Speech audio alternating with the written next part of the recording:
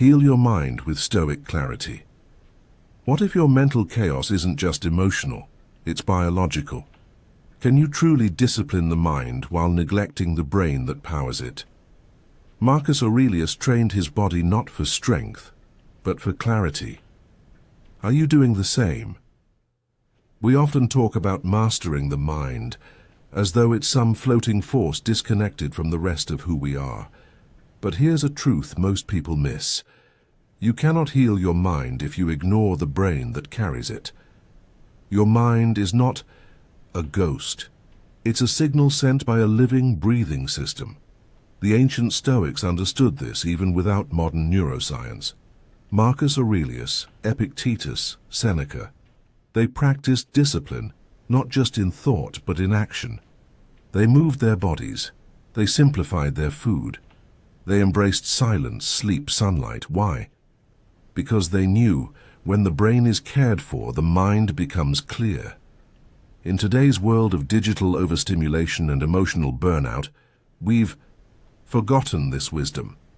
We feed ourselves chaos and expect serenity. This video is your path back, not to perfection but to harmony, not to control but to clarity. This is Stoic healing, from the inside out.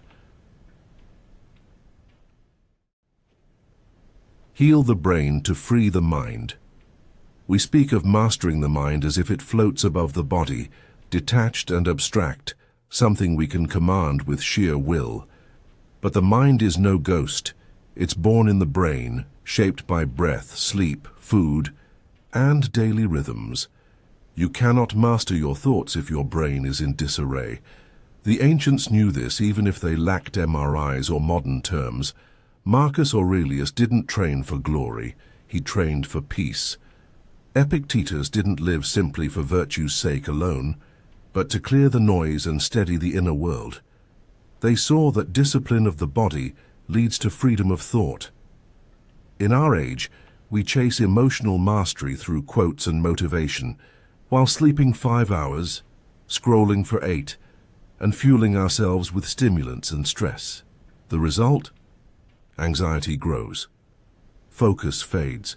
We spiral in emotion and distraction, wondering why peace feels so distant. But the Stoic doesn't guess. He observes. He knows that when the brain is overstimulated and sleep-deprived, reasoning becomes cloudy, impulse reigns, and virtue withers. This is the missing foundation of mental clarity. The first step toward a calm mind is not a mantra. It's alignment, a body in balance, a brain given rest, real food, regular stillness. You don't need to be perfect, but you must be aligned, not just in thoughts but in living. Now that we've rediscovered the Stoic truth, that the mind is shaped by the health of the brain, we go deeper. In the next section, we'll explore how Marcus Aurelius and other Stoics cultivated calm through simplicity, movement, and reflection. The journey continues on page 2. Heal your mind with Stoic clarity. Previously, we rediscovered a foundational truth, that clarity of mind begins with care for the brain. The Stoics knew, long before science confirmed it, that a calm, balanced life emerges not only from thought but from action, from simplicity, from bodily discipline. Now let us travel deeper into the methods and mental models Marcus Aurelius practiced to build Stoic resilience in both body and spirit. The discipline of simplicity. Marcus Aurelius lived in a palace, but he practiced poverty. He slept on the ground during campaigns. He wore rough clothing. He ate simple meals. Why? Because comfort, while pleasant, is the enemy of resilience. Simplicity trims the fat of life. It makes the mind lighter, the path clearer. When you strip life down to the essentials, something remarkable happens. Your attention sharpens. Your desires quiet. Your fears shrink. Simplicity creates space. Space for thought, for self-awareness, for clarity. In a cluttered world, simplifying is an act of rebellion. It's not about owning less, it's about needing less. And that needlessness is power. A Stoic doesn't want less because he lacks ambition. He wants less because he has enough. Cut out what is not necessary. Your soul will thank you. Movement as meditation.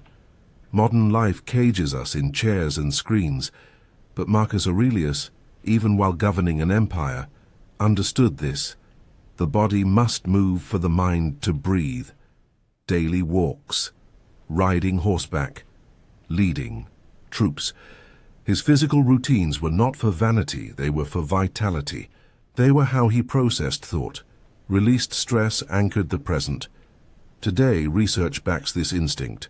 Movement releases neurochemicals like dopamine and fuel for clarity, mood, and resilience. But Marcus didn't have the data. He had discipline, and he made movement a ritual, not a reward. If your thoughts are foggy, move. If you're anxious, walk. Let your feet guide your mind back to center. Stillness in the mind often starts with motion in the body. Remember, movement isn't escape, it's return. The journal as a mirror. Marcus Aurelius didn't write his meditations to impress others. He wrote them to survive, to reflect, to correct, to remind himself what truly mattered. Each page was a battle log, a moral compass, a mental reset he wrote at night, in the morning, during war, during grief. It was his private space to wrestle with doubt and emerge with clarity. Today, journaling is often treated as nostalgia, but for the Stoics, it was strategy. A place to write what you fear, what you regret, what you must do better tomorrow. To write is to observe yourself, and to observe is to change. Start small, one sentence, one fear, one truth you're hiding from. Journaling doesn't solve life, but it makes your inner world visible. And what you can see, you can shape. You've now seen how Marcus Aurelius grounded his resilience in simplicity, movement, and honest reflection. But his wisdom doesn't end with practice. It extends to perspective. On the next page, we'll explore how he dealt with adversity, mortality, and the chaos of emotion.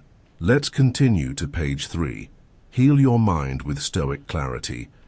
You've now seen how Marcus Aurelius grounded his resilience in simplicity, movement, and honest reflection. But his wisdom doesn't end with daily practices.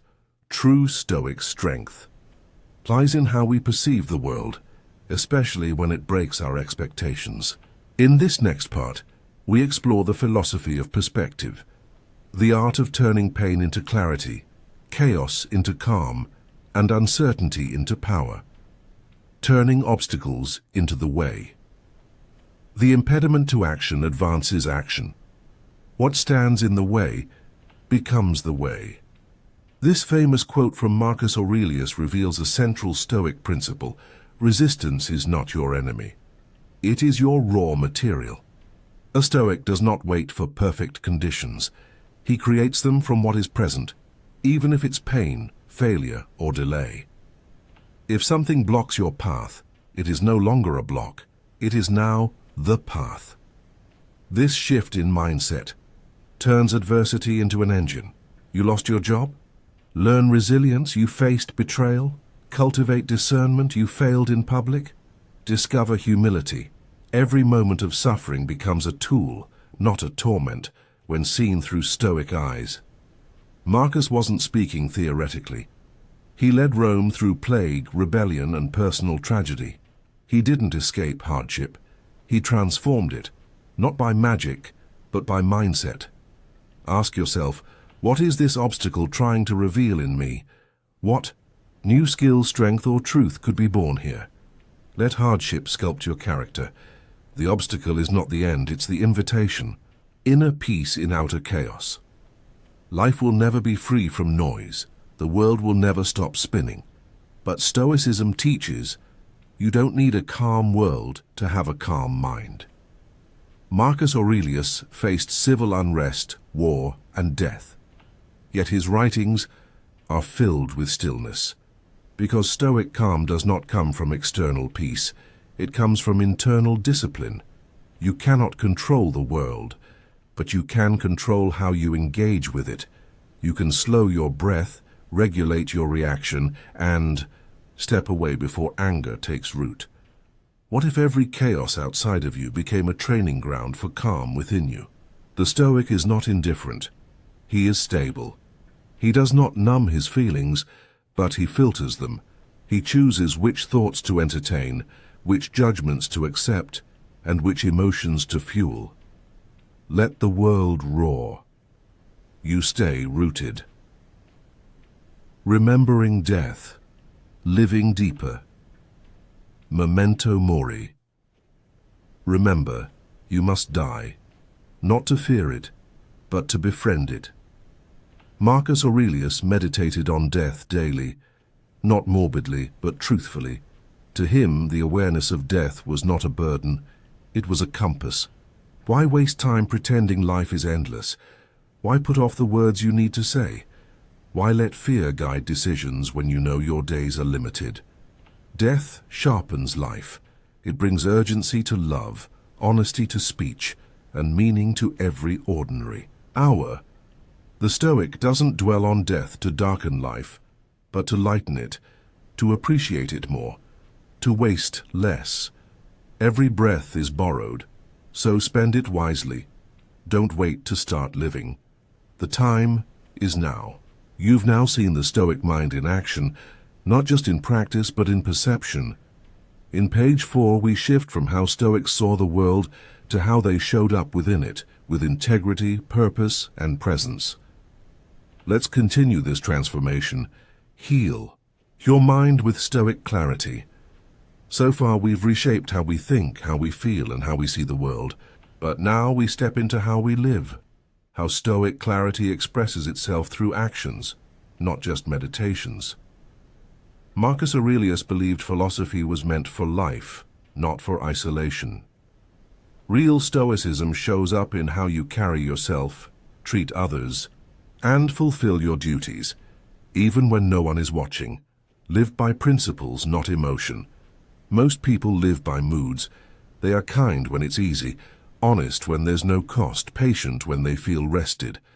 But Marcus Aurelius wrote, "If it is not right, do not do it. If it is not true, do not say it." This is what separates the Stoic from the reactive. The Stoic anchors his behavior to values, not emotions. He doesn't wait to feel brave to act with courage. He doesn't need to be in the mood for kindness to practice it. His compass does not shift based on storms. This doesn't mean emotions are bad. The Stoic feels, but doesn't obey feelings blindly. He recognizes them as signals, not masters. And this steadiness is rare. It creates trust in yourself and in others. Principle-led living is not rigid, it's resilient. Because when you know your code, you don't get lost in chaos. Practice presence, it's a superpower. In the digital age, our attention is constantly hijacked by pings, scrolls, and worries about the future. Yet Marcus Aurelius, who governed an empire under siege, wrote, "Confine yourself to the present." Why? Because presence is sanity, and its power. When you're fully present, you're no longer reacting, you're choosing. You hear others more clearly. You feel life more vividly.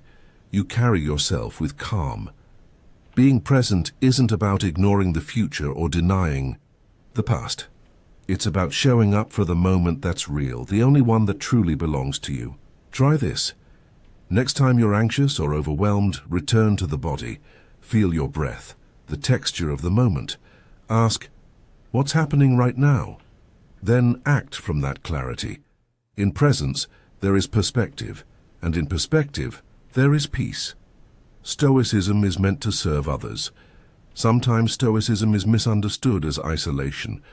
But Marcus Aurelius didn't meditate alone on a mountain. He ruled, he served, he suffered alongside others. His philosophy wasn't just for personal peace, it was for moral leadership. True Stoicism doesn't end with personal mastery. It begins there. The stronger your clarity, the more others can lean on you. Your calm becomes their anchor. Your steadiness becomes their shelter. That's what makes Stoicism noble. Not that it makes you feel better, but that it makes you better for the world around you. Our Stoic asks, how can I contribute without ego, lead without pride, speak without venom, serve without needing applause, because real strength isn't loud, it's reliable. With presence, purpose, and principle, the Stoic life becomes visible. But one final layer remains: how to hold this mindset in the face of loss, uncertainty, and the end itself. On page 5, we conclude with the closing virtues that shaped Marcus Aurelius's final legacy. Heal your mind with Stoic clarity.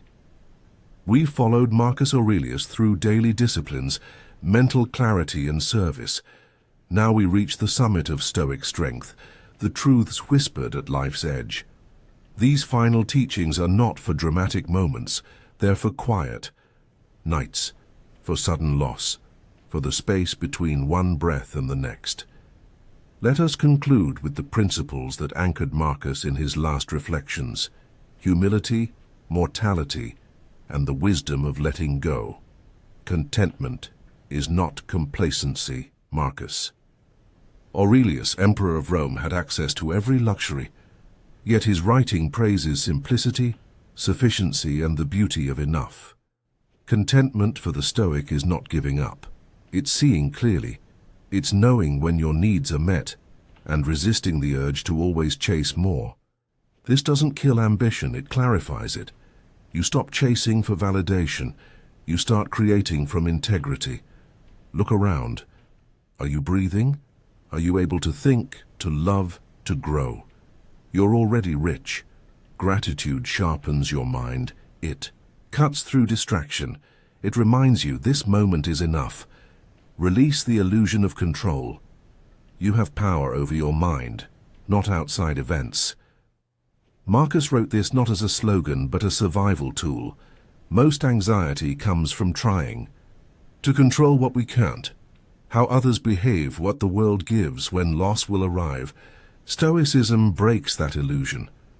You can control your choices, your focus, your tone, your integrity. That is enough. When you stop resisting what you cannot change, you stop suffering unnecessarily. You become calm not by fixing the world, but by mastering your response to it. Memento mori, live before you leave. Do not act as if you had 10,000 years to live. This line from Marcus Aurelius is more than poetry. Its purpose. Memento mori, remember you will die, is not a warning. It's a wake-up call. It strips away delay, distraction, and denial. You don't know how long you have, but you do. Know what matters today, the person you can become, the courage you can show, the peace you can build. To live with death in mind is not to be somber, it is to be sharp, focused, and free. When death is remembered, life becomes luminous. Live with urgency, speak with honesty, love without condition, and when the end comes, let it find you complete. This is not just philosophy. This is the Stoic path, simple, strong, honest, alive. Marcus Aurelius did not write for attention.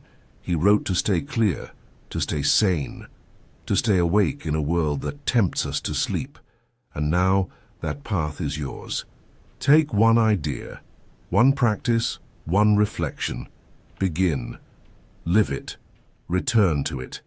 Let it anchor you when life grows loud, because this isn't the end. It's a return to presence, to peace, to the power of clarity.